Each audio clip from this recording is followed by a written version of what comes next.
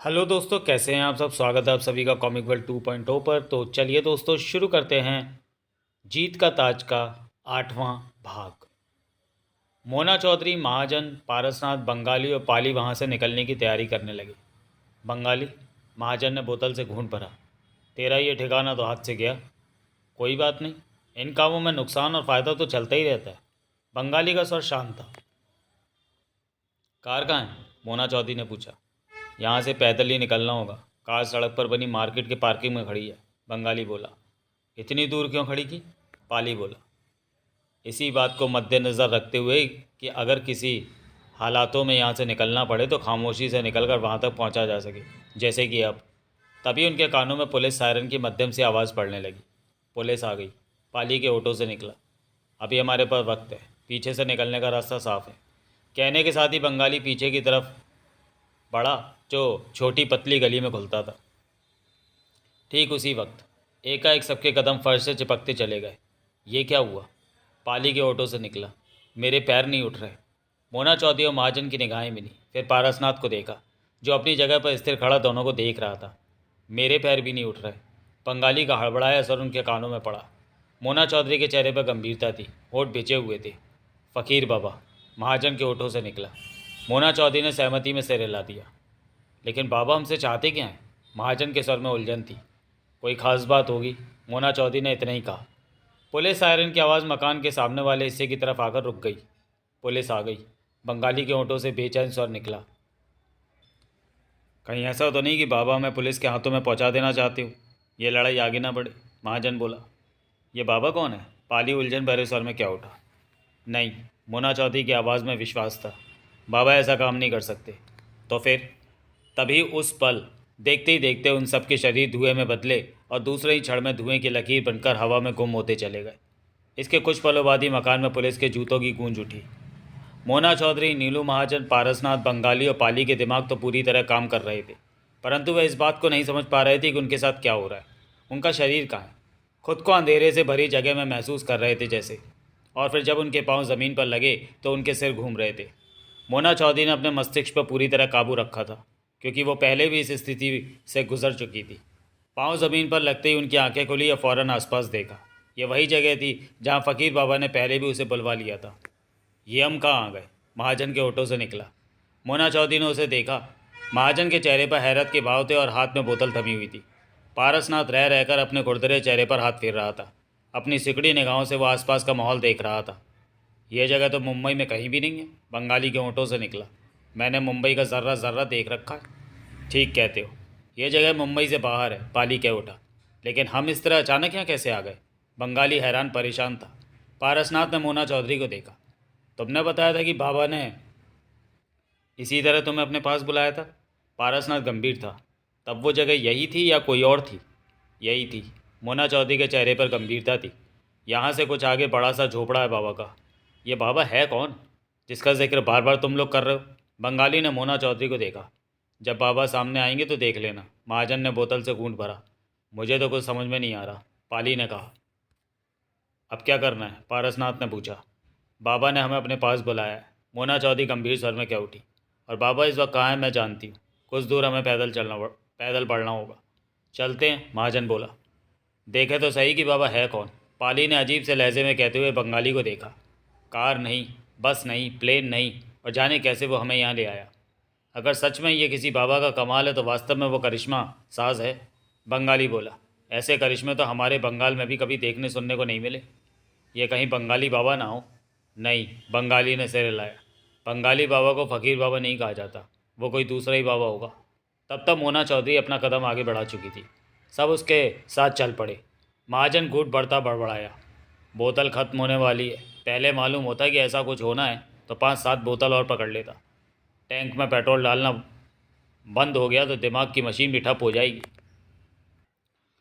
फ़कीर बाबा की आंखें पूरी तरह लाल सुर्ख होकर सुलग रही थीं। चेहरे पर कठोरता से भरा कसाव आया हुआ था। स्पष्ट नज़र आ रहा था कि वे हद से ज़्यादा गुस्से में हैं। इस वक्त बाबा झोपड़े से बाहर नर्म मखमली घास पर खड़े थे। जब मोना चौधरी, पारसनाथ, महाजन, बंगाली और पाली वहाँ पहुँचे, अपने सामने पाकर फ़कीर बाबा का चेहरा और भी कठोर हो गया। कई पलों तक उनकी निगाहें बाबा पर टिकी रहीं। नमस्कार बाबा, पारसनाथ ने सपाट स्वर में कहा। जवाब में बाबा ने सिर्फ सिर हिलाया। बदन पर वही मैली पैंट कमीज थी। नमस्कार बाबा, महाजन ने शांत स्वर में कहा। फकीर बाबा की सुर्ख आंखें अभी तक गुस्से से भरी आग उगल रही थी। ये कोई बाबा है? बंगाली बोला। मुझे तो कोई ढोंगी लगता है, ये तो खुद दाने दाने का मोहताज लगता है। बंगाली, मोना चौधरी फौरन बंगाली की तरफ पलट कर गुर्राई।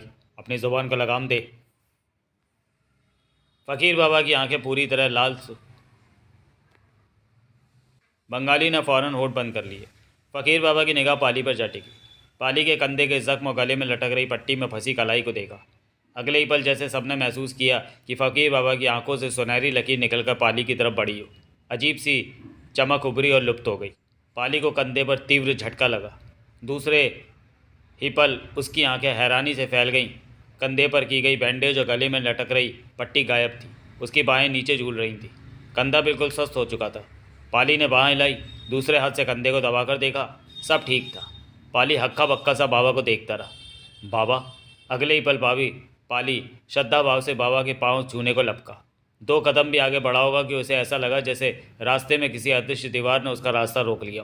पाली रुक गया। उसने हैरानी से बाबा को देखा। तभी पाली को लगा जैसे किसी ने उसे पीछे धकेला। कदम खुद ब खुद भी पीछे हटते चले गए और वह वापस अपनी जगह पर आकर खड़ा हो गया। बंगाली ने अजीब सी निगाहों से पाली को देखा। क्या हुआ? पाली के होठ हिले परंतु कोई बोल ना निकला। सबकी निगाह फकीर बाबा पर थी, जो सुर्ख आंखों से मोना चौधरी को घूर रहा था। मोना चौधरी के चेहरे पर गंभीरता थी। क्या बात है बाबा, मुझसे इतनी नाराज़गी क्यों? मोना चौधरी शांत स्वर में बोली। मिन्नो। फकीर बाबा की आवाज़ में सख्ती थी। आखिर तूने मेरी बात नहीं मानी। देवा से झगड़ा ले ही लिया। हर बार की तरह इस बार भी अपनी मर्जी कर ली। देवराज चौहान ही मेरे रास्ते में आया था। मोना चौधरी का स्वर शांत था। मुझे सब मालूम है कि क्या हुआ और कैसे हुआ। मैं सफाई नहीं मांग रहा। मैं तो सिर्फ इतना कहना चाहता हूँ कि तुमने मेरी बात नहीं मानी, झगड़े पर उतर आई। झगड़ा कभी एक तरफ से नहीं होता बाबा। देवा ने मेरी बात मानी थी। वो मुंबई से बाहर चला गया था। वो हमेशा मेरी बात मान लेता, लेकिन तुम नहीं मानती। देवा को जीतने में लगी रहती हो। यहीं पर झगड़ा बढ़ जाता है। देवराज चौहान को मैं हरा कर ही रहूँगी बाबा। मैं उसे हर हाल में शिकस्त दूंगी। फ़कीर बाबा की आंखों की सुर्खी और भी चमक उठी। मैंने कभी नहीं चाहा कि तुम दोनों झगड़ो, लेकिन 3 जन्मों से तुम दोनों की लड़ाई देखते हुए मैं तंग आ चुका हूँ। कब तक तुम दोनों की पहरेदारी करता रहूँगा? यही वजह रही कि तुम्हें तुम्हारे साथियों के साथ यहाँ बुला लिया है। बाबा का सर कठोर था।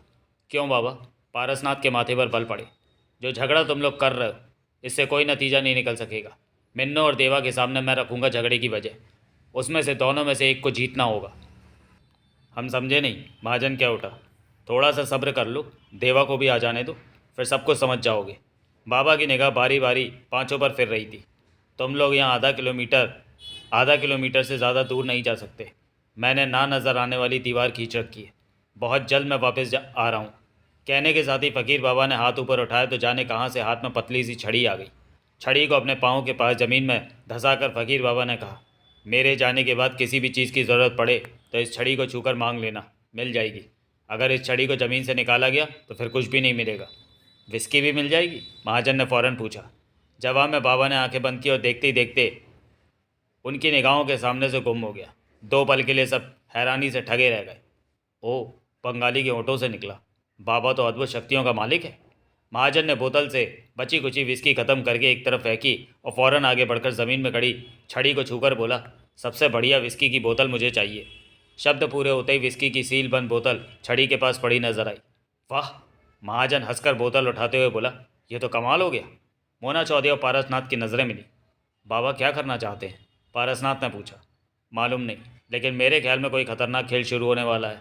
मोना चौधरी गंभीर स्वर में बोली। महाजन ने बोतल खोलकर होठों से लगाई, घूंट भरा।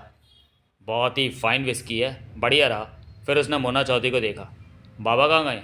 देवराज चौहान को लेने। क्यों? बाबा के शब्दों के मुताबिक वो मेरा और देवराज चौहान का मुकाबला कराएंगे। मोना चौधरी एक एक शब्द चबाकर कह उठी। हम में से कौन जीतेगा, बाबा ये बात सामने लाना चाहते हैं। बाबा के बीच में आ जाने से ये मामला अब भी मुसीबत से भरा हो जाएगा।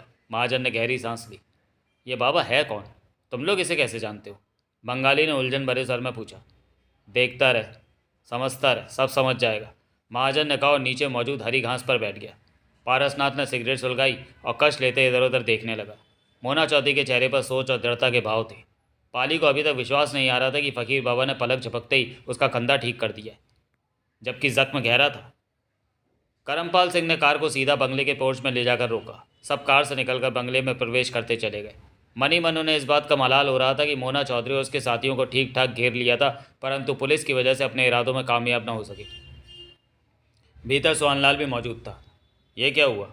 देवराज चौहान के गले में बंधे खून से सने रुमाल और छाती पर कमीज पर लगे खून को देखते ही उसके होठों से निकला, फर्स्ट एड का बॉक्स लाओ भीतर से, जगमोहन ने कहा। सोहनलाल फौरन बंगले के भीतर की तरफ बढ़ गया। भगेला वो सब बाप, वरना आज तो खलास हो ही जाना था, रुस्तम बैठते हुए बोला। मारो तो वरने का पूरा मूड होवे, पर आज का दिन उसकी ज़िंदगी में जीने को दर्ज होवे। इसो को वास्ते बचो मोना चौधरी, हम कल तो उसको वड़े ही वड़ो, बाकेला लौट कठोर स्वर में बोला। वो सब बैठ चुके थे। जगमोहन देवराज चौहान के गले में बंधा खून से सना रुमाल खोलने लगा। पुलिस को खबर किसने की? करमपाल सिंह ने पूछा। शायद आस पड़ोस वालों ने। नहीं, उनका कोई साथी है पाली। घिरा पाकर बचने के लिए उसने पुलिस को फ़ोन कर दिया। देवराज चौहान क्या उठा। हो सकता है किसी और ने भी पुलिस को खबर की हो। सोहनलाल फर्स्ट एड बॉक्स ले आया। देवराज चौहान के गले का जख्म कम नहीं तो ज़्यादा भी नहीं था। अगर गोली ज़रा सी भी और गले की तरफ होती तो शायद बड़ा नुकसान हो जाता। सोहनलाल फर्स्ट एड बॉक्स खोलता बेचैनी से क्या उठा। ये सब हुआ कैसे? जगमोहन गले का जख्म साफ करने लगा। थारे को क्या करना हो जानकर, जो ये करो उसे तो कल हम वटो हो। बाकेलाल राठौर ने अपनी मूछें उमेटी। क्या हुआ? सोहनलाल ने गंभीर स्वर में जगमोहन से पूछा। जख्म पर दवा लगाते जगमोहन ने सारी बात बताई। सुनकर सोहनलाल गंभीर हो उठा। तो झगड़ा उफान पर आ ही गया। सोहनलाल की आवाज़ में व्याकुलता छा गई थी। हाँ, झगड़ा तो और भी खतरनाक रूप लेगा। कल फैसला हो जाएगा। जगमोहन गले पर बैंडेज करता दांत भींच कर बोला। मोना चौधरी और उसके साथियों ने तयशुदा जगह पर मिलना है। फैसला होने में ज़्यादा वक्त बाकी नहीं रहा। फैसला तो हम ही करो, सबको वडने में तो हम ही एक्सपर्ट हो गई। तुम ही वडेला बाप, अपन तो खड़ा होकर तमाशा देखेला। थारी ज़रूरत ना होवे छोरे, तू घर पर घणो आराम करो। थारी टांगें दबाने वास्ते किसी को भेजो का?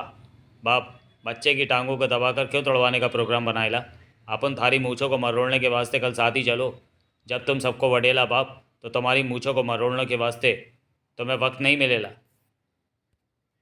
थारी ज़रूरत ना होवे मूछों को ताव देने के वास्ते, मारे को मुंह तोड़वाना ना होवे।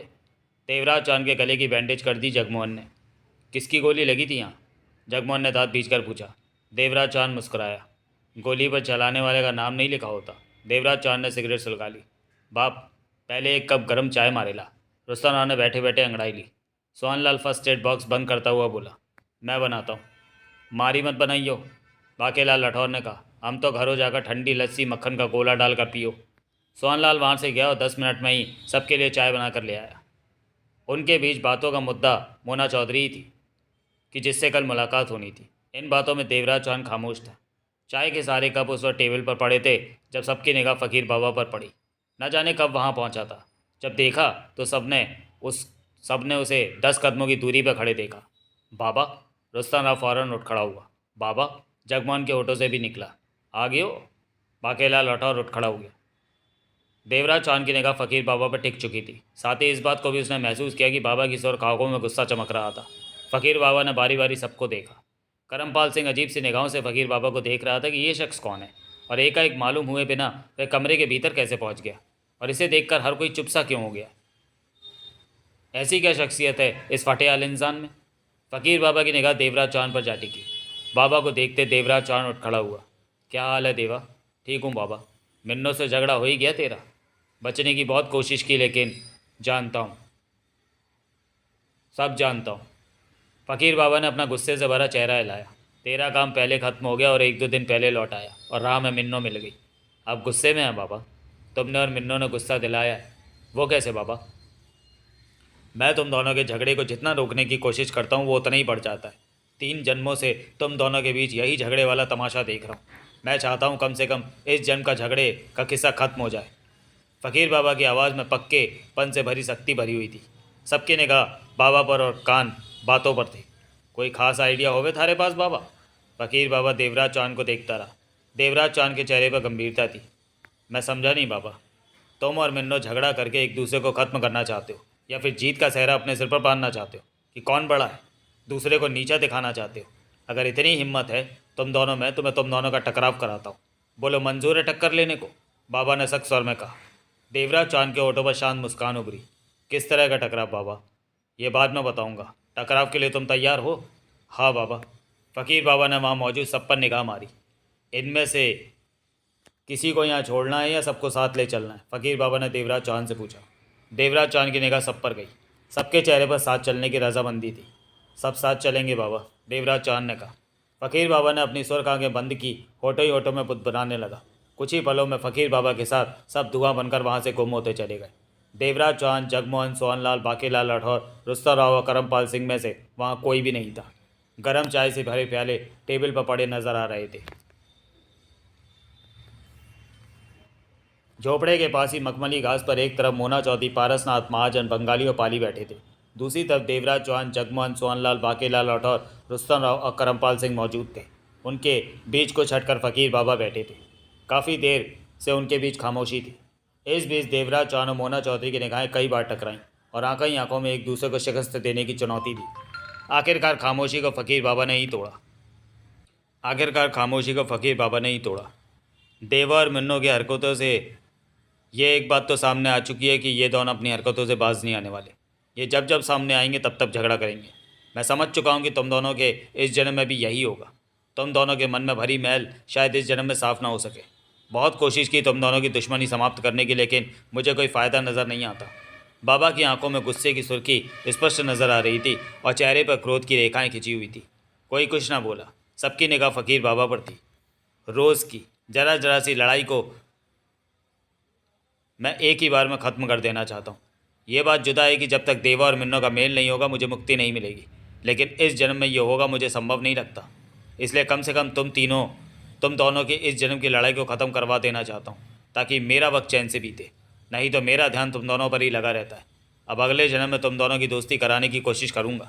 शायद तब मुझे मुक्ति मिले, मेरा शरीर खाक में मिल सके। अभी तो ये जन्म बहुत बाकी है बाबा, जगमोहन उलझन भरे स्वर में बोला।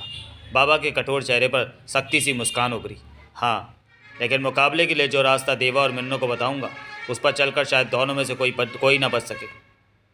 यानी कि इन दोनों में से एक तो अपनी जान गंवा कर ही रहेगा, फ़कीर बाबा ने कहा। ऐसो मुकाबलों का फ़ायदा होवे कि हारो जीतो का फैसला ना हो सको और पहले ही पता होगा कि एक तो मरो ही मरो। बाकीलाल राठौर ने माथे पर बल डालकर कहा। फ़कीर बाबा के चेहरे पर गंभीरता आ गई। इस बात का चांस मात्र 1% है कि दोनों बच जाएं और हार जीत का फैसला हो जाए, बाबा ने कहा।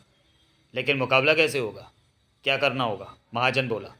बताता हूँ, लेकिन उससे पहले मेरी एक शर्त है जो कि देवा और मन्नो को स्वीकार करनी होगी। अगर वो शर्त स्वीकार नहीं की गई तो यह मुकाबला शुरू नहीं होगा, बाबा ने पक्के स्वर में कहा। कैसी शर्त? पारसनाथ के ओठों से निकला। सोहनलाल ने सोचों में डूबे गोली वाली सिगरेट सुलगा ली। जो भी हारेगा वो दुश्मनी भूलकर दूसरे की बातों का पालन करेगा, या यूँ समझो कि हारने वाला जीतने वाले का हर हुक्म मानेगा, ताकि 3 जन्मों से चली आ रही दुश्मनी का अंत हो और मुझे भी मुक्ति मिल सके। इस शर्त में तो आपका लालच है फ़कीर बाबा, सोहनलाल कह उठा। हाँ, ये लालच तो मेरा शुरू से ही रहा है कि देवा और मिन्नो में दुश्मनी खत्म हो और जन्मों से भटकते मुझे मेरे शरीर को मुक्ति मिल सके। इसी लालच ने तो मुझे देवा और मिन्नो के साथ बांध रखा है। जवाब में कोई कुछ नहीं बोला। फ़कीर बाबा की बात 100% सही थी। मेरी शर्त मंजूर हो तो बात आगे बढ़ाऊँ? फ़कीर बाबा ने देवराज चौहान और मोना चौधरी को देखा। बाबा, मोना चौधरी दांत भींच कर कह उठी। देवराज चौहान को गुलाम बनाने के वास्ते मैं ये शर्त मानने को तैयार हूँ। फ़कीर बाबा की निगाह देवराज चौहान की तरफ उठी। मोना चौधरी के इन शब्दों को सुनने के बाद मेरा इनकार करने का सवाल ही पैदा नहीं होता। देवराज चौहान के होठों पर मुस्कान उभरी। मैं हर तरह के मुकाबले के लिए तैयार हूँ। वट के रख दवांगे? बाकीलाल राठौर होठे ही होठों में बड़बड़ा उठा। फ़कीर बाबा के होठों पर मुस्कान उभरी, आंखों में भरे गुस्से की लाली कम होने लगी। मैं जानता था। बाबा का स्वर इस बार शांत था। तुम दोनों तैयार हो जाओगे बाबा, महाजन बोला। मोना चौधरी और देवराज चौहान की जान जाने का चांस है, लेकिन इस लड़ाई में हमारी क्या स्थिति होगी? जो लोग साथ होंगे। नील सिंह, बाबा ने पहले पहले स्वर में कहा। मैं नहीं जानता भविष्य के घर में क्या है, लेकिन इस मुकाबले में किसी को कब कुछ हो जाए कहा नहीं जा सकता। यूँ समझ लो कि यह कड़ा मुकाबला मैंने खास तौर से सोच समझ कर रखा है कि इस जन्म में देवा मिन्नो मानने वाले नहीं। शायद अगले जन्म में मैं इन दोनों का दोस्ताना मिलाप करा सकूं, जबकि इस मुकाबले में सबसे बड़ा घाटा मेरे को है। मैं चाहता था कि तुम लोगों के इस जन्म में मुझे मुक्ति मिल जाए, जिसके आसार दूर दूर तक नज़र नहीं आते। अब अपनी मुक्ति के लिए मुझे देवा और मिन्नो के अगले जन्म का इंतज़ार करना पड़ेगा। ये मुकाबला कैसा है बाबा? पारसनाथ ने पूछा। फ़कीर बाबा के चेहरे पर गंभीरता नाच उठी। सबकी निगाहें एक टक फ़कीर बाबा के चेहरे पर टिक चुकी थी। फ़कीर बाबा ने देवराज चौहान और मोना चौधरी को गहरी निगाहों से देखा। मुकाबला ताज का है। ताज? जगमोहन के ओठों से निकला। हाँ, किसी खास जगह तुम सबको भेजा जाएगा, फ़कीर बाबा ने ठोस स्वर में कहा। वहाँ पर एक ताज मौजूद है। उस ताज को जो ले आएगा जीत उसी की मानी जाएगी। बाबा, रुस्तम राव कह उठा, इसका मतलब वो जीत का ताज होएला? रुस्तम राव बोला, हाँ, देवा और मिन्नो के लिए वो ताज जीत का ताज ही होगा। बाबा का स्वर गंभीर था। देवा और मिन्नो की हार जीत का फैसला वो ताज ही करेगा। ताज है कहाँ? महाजन ने पूछा। बहुत दूर, उस तक जाने के लिए जहाँ से रास्ते की शुरुआत होती है वहाँ मैं तुम लोगों को छोड़ दूंगा। उसके बाद वो रास्ता तय करके एक खास जगह तक तुम लोगों को पहुँचना होगा, जिसके बारे में मैं तब बताऊंगा जब तुम लोग उस रास्ते पर खड़े होगे। जब मैं तुम लोगों को छोड़ूंगा, वहाँ से आगे बढ़ने के दो रास्ते हैं। एक रास्ते पर देवा जाएगा, दूसरे पर मिन्नू। दोनों रास्ते उसी जगह पर पहुँचते हैं जहाँ ताज है, परंतु फ़कीर बाबा ने देवराज चौहान और मोना चौधरी को देखा। जहाँ से रास्ता शुरू होता है, जिन जिन रास्तों को तुमने तय करके आगे बढ़ना है, वो सारी मायावी और जादुई नगरी है। वहाँ तरह तरह की चीज़ों से तुम लोगों का वास्ता पड़ेगा। कभी भी कुछ भी हो सकता है। हर तरफ ऐसा खतरा होगा कि जिसका मुकाबला करना इंसानों के लिए कठिन ही है। अब देखना यह है कि कैसे तुम लोग खतरों का मुकाबला करके ताज तक पहुँचते हो, और कौन उस ताज को जीत का ताज बनाकर लाता है, या फिर कोई भी वापस नहीं आता। ऐसी मायावी और जादुई नगरी के बारे में मैंने पहले तो कभी नहीं सुना। पारसनाथ बोला, तुम लोग अभी जानते ही क्या हो? इंसान सिर्फ अपनी हदों तक रहता है, एक हद से पार वो नहीं देख पाता। ये दुनिया बहुत करिश्मों से भरी पड़ी है, जितने देखो वही कम है। लेकिन इंसान की इच्छा शक्ति उसके वजूद को कमज़ोर और खोखला बना देती है, जिसकी वजह से वो करिश्मों तक नहीं पहुंच सकता। यूं ही भटकते भटकते अपनी ज़िंदगी समाप्त कर देता है। फ़कीर बाबा ने कहा। बाबा, बाकीलाल राठौर बोला, आपो का मतलब होवे कि आज के वक्त में भी जादू और माया का लोक होवे, यो सिर्फ कोरी कहानियाँ नहीं होवे। हाँ, जो दुनिया सैकड़ों साल पहले थी वही अब है। फ़र्क सिर्फ यह आया है कि जैसे इंसानों ने अपनी सुरक्षा के कवच बना लिया है, इंसान अपनी सुरक्षा में लगा रहता है, उसी तरह मायावी लोग ने भी खुद को अपने तक सीमित कर लिया है। मायावी लोग के लोग इंसान की दुनिया में दखल नहीं देते, और वे ये भी पसंद नहीं करते कि इंसान उनके मायावी लोक में दखल दे, जो कि हम देने जाए है बाबा। रुस्तम राव बोला। फ़कीर बाबा ने सहमति में सिर हिलाया। आप तो हमें मौत के कुएं में फेंक रहे हैं। महाजन ने हाथ में पकड़ी बोतल से घूंट भरा। हम लोग मायावी शक्तियों का मुकाबला कैसे कर सकेंगे? ऐसे में तो हमारी मौत निश्चित है। ये तो मुकाबला ना होकर हम सबको खत्म करने का रास्ता निकाला है। फ़कीर बाबा के होठों पर मुस्कान उभरी। मुकाबले का मतलब जानते हो नील सिंह? बाबा ने पूछा। मैं समझा नहीं। मुकाबले का मतलब होता है बचाने की उम्मीद। महाजन ने सिर हिलाया। जहाँ तुम लोग जाओगे वहाँ पर समझदारी से काम लिया गया तो आसानी से वापसी भी हो सकती है। ऐसे में तुम ये नहीं कह सकते कि मैं तुम लोगों को मौत के कुएं में भेज रहा हूँ। उस मायावी लोक में ताकत कम और अक्ल की ज़्यादा ज़रूरत होगी। बचकर आना तुम लोगों की समझदारी पर निर्भर करता है। यो बाबा तो जख्म भी दियो और दवा दारू भी करो। बाकेलाल राठौर बड़बड़ाया। सब खामोश रहे। देवराज चौहान बोला, ताज लाने के बाद आप तक कैसे पहुँचेंगे? मेरी नज़रें तुम सब पर रहेंगी, लेकिन मुझसे कोई भी किसी तरह की सहायता की अपेक्षा मत करो। तुम दोनों के मुकाबले में कहीं भी दखल नहीं दूंगा। वैसे भी तुम लोग मुझे देख नहीं सकोगे। जब ज़रूरत होगी तब मैं खुद ब खुद ही सामने आ जाऊंगा। फ़कीर बाबा का स्वर शांत था। सब एक दूसरे को देख रहे थे। आज का दिन तुम लोग आराम करो, फ़कीर बाबा ने उठते हुए कहा। वो छड़ी ज़मीन में गड़ी हुई है। जिसको भी किसी भी चीज़ की ज़रूरत हो, छड़ी को छूकर मांग लेना। साथ ले जाने के लिए अगर तुम लोग हथियार की ज़रूरत महसूस करते हो तो छड़ी को छूकर वह भी पा सकते हो। इसके साथ ही फ़कीर बाबा आगे बढ़ा और झोपड़े में प्रवेश करता चला गया। देवराज चौहान उसके साथी खुश हटकर अपनी बातों में लग गए और मोना चौधरी उसके साथी अपने में व्यस्त हो गए। आप उनको तो लगेगा कि बाबा हमारे साथ बहुत खतरनाक खेल खेला है, रुस्तम राव बोला। मुझे भी ऐसे ही लग रहा है, जगमोहन ने गंभीर स्वर में कहा। फिक्र काटी वट के रख देंगे सबनू। सोनलाल ने मुंह बनाया। मायावी नगरी में किसी को बड़ा नहीं जाता। हम थारे से बातों नहीं करो। तुम गोली वाली सिगरेट फूको। बाकेलाल राठौर ने गहरी सांस ली। देवराज चौहान ने करमपाल सिंह को देखा। तुमने सुना हम कहाँ जा रहे हैं? हाँ, करमपाल सिंह ने हौले से सिर हिलाया। वहाँ जान जाने का पूरा खतरा है। बाबा की बातों से ये तो स्पष्ट है। देवराज चौहान का स्वर शांत था। इस मामले में अब तुम्हें कुछ लेना देना नहीं है। अच्छा यही होगा कि हमारे साथ मत आओ। अगर मैं साथ जाना चाहूँ तो? जान कमाने का ज़्यादा शौक़ है तो मैं तुम्हें रोकूंगा नहीं, देवराज चौहान ने कहा। मैं अकेला नहीं हूँ, मेरे साथ तुम सब भी तो हो। करमपाल सिंह मुस्कुराया। अब तो मन में ये इच्छा है कि मायावी नगरी को, जादुई नगरी को देखूं। तुम्हारी मर्जी, समझाना मेरा फ़र्ज़ था। तभी जगमोहन देवराज चौहान के पास पहुंचा। तुम्हारा क्या ख्याल है? बाबा ने यह मुकाबला खड़ा नहीं रखा।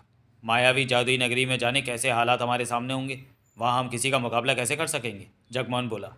अभी से इस बारे में सोचना बेवकूफ़ी है।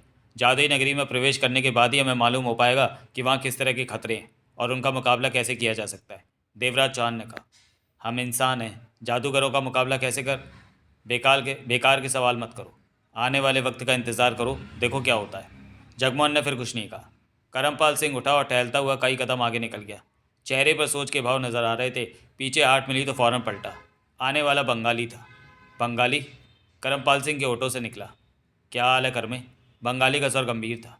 ठीक हूँ। यहाँ जो कुछ भी हो रहा है हम दोनों की वजह से हो रहा है, करमपाल सिंह बोला। हाँ, तेरे को भी शंकर भाई की काली फाइल चाहिए थी और मुझे भी। फाइल का मसला तो पीछे छूट गया और यहाँ नया लफड़ा खड़ा हो गया। पहले मालूम होता तो हम दोनों ही पीछे हट जाते या मिलकर काम करते। इन बातों का वक्त बीत चुका है बंगाली। ठीक बोला तू। बंगाली ने सिर हिलाया। देवराज चौहान के साथ जाएगा तू? हाँ, मैं भी मोना चौधरी के साथ जादुई नगरी जाऊंगा, बंगाली बोला। सुना है जादुई नगरी में हीरे जवाहरात बहुत होते हैं और बेशकीमती होते हैं। मौका मिला तो साथ लेता आऊँगा। पागल है? करमपाल सिंह मुस्कुरा पड़ा।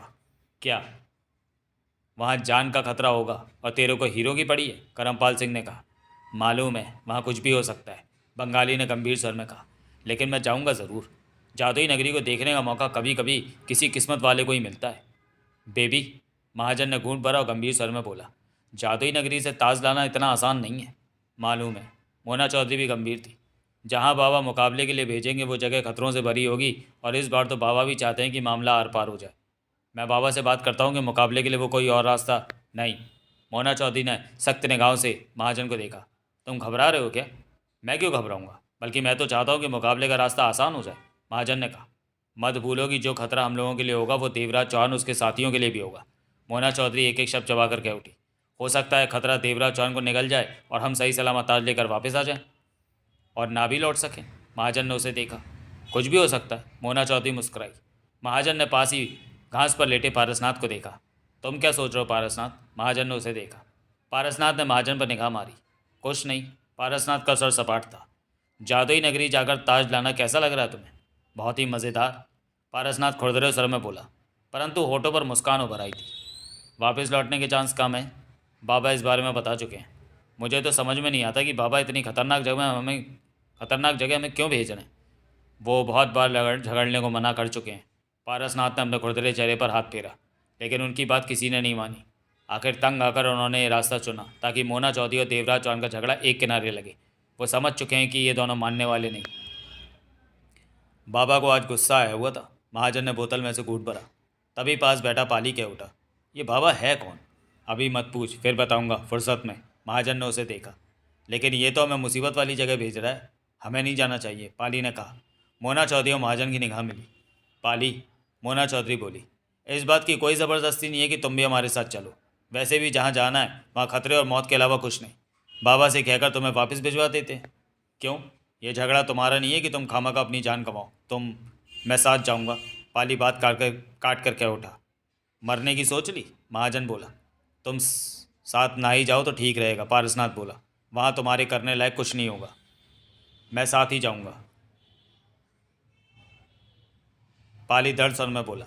मोना चौधरी ने महाजन को देखा। बंगाली से भी बात कर लेना, साथ जाना ज़रूरी नहीं है उसका। महाजन ने घूंट भरकर खाली बोतल एक तरफ फेंकते हुए कहा। वो पुराने पार्टनर करमपाल सिंह से उधर बातचीत कर रहा है।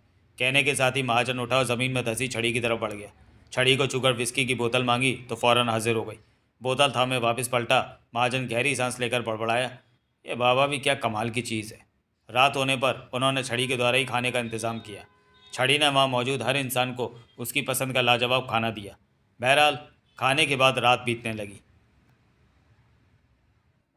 तो चलिए दोस्तों, वीडियो को यहीं समाप्त करते हैं और मिलते हैं जीत का ताज के 9वें भाग में अगले वीडियो में। तब तक के लिए धन्यवाद।